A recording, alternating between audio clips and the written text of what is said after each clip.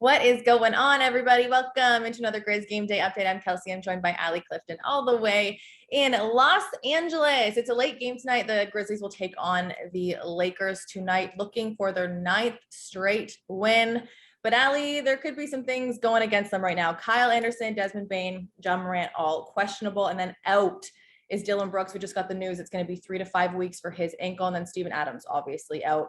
And then LeBron right now, as we're recording this, is probable. So that's a good thing for the Lakers. But always a good sign. Yeah, always a great sign for them. I saw a stat, Allie, that said this Lakers team is 5-0 when LeBron plays the 5 position. And now he didn't do that in the last game against the Grizzlies because Steven Adams is quite a big body to go up against, but he's out now. Do you think that changes the way they approach the game? Yeah, it's interesting. And I think too, the last time they faced off, it was on the back end of a back-to-back for LeBron playing the center, which he had just played the night before in Houston. Obviously, and to your point, the team is very successful. He is very successful when he's at that position for this squad right now. And obviously, no Steven Adams for the Grizz, as you mentioned, but it's also an opportunity for him to be there a little bit more because there's no Anthony Davis.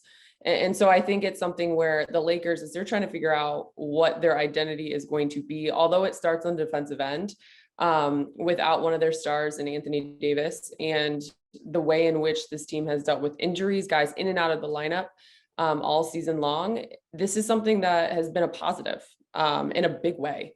I think it challenges the guys from a standpoint of LeBron is so one step ahead mentally and physically, oftentimes just because of his ability and his way in which he approaches the game, that you kind of have to keep up with that pace. And the team has kind of rallied around him, and he's made them better in that sense.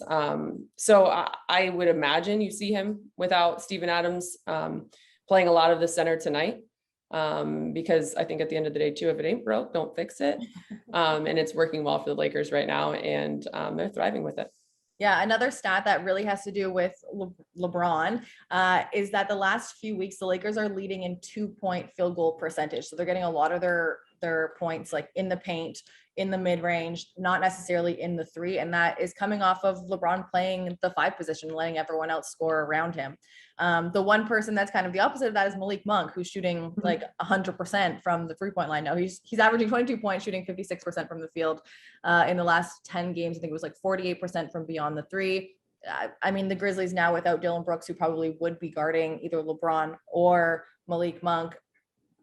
What does that look like on the defensive end now, trying to cover this team? For the Grizz? Mm-hmm. I think it's interesting because they're also going for that history mark of 9 in a row, right? Mm-hmm. And I think that's what's been unique and special about Memphis all season long is no matter who they have, no matter who they don't have, they're still going to show up and they're going to play hard. The last game out, I actually commended Taylor Jenkins and the staff just for the way in which he has rallied them together in a sense to play one style, and that's hard, and everything else kind of trickles down from there. So to be honest with you, I don't really care who's not in uniform for Memphis. If the Lakers don't show up and aren't ready, it's going to be a dogfight, and so I think they are well aware of the previous meetings, and especially that last one probably sits in their brain a little bit more fresh. And so I imagine that the Lakers, with the rhythm that they're finding, they've also won 4 in a row. That was the first time they'd done that this season. And just the chemistry that is happening, as you mentioned, with Malik Monk, it's so electrifying with him out there on the floor, LeBron playing that center position, the way in which the offense just tends to flow a little bit more freely with him in that position, in that space. I expect them to kind of pick up where they left off on Friday, which was a big win over the Hawks.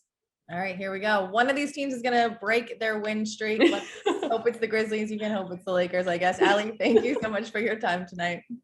As always, it's great chatting, girl.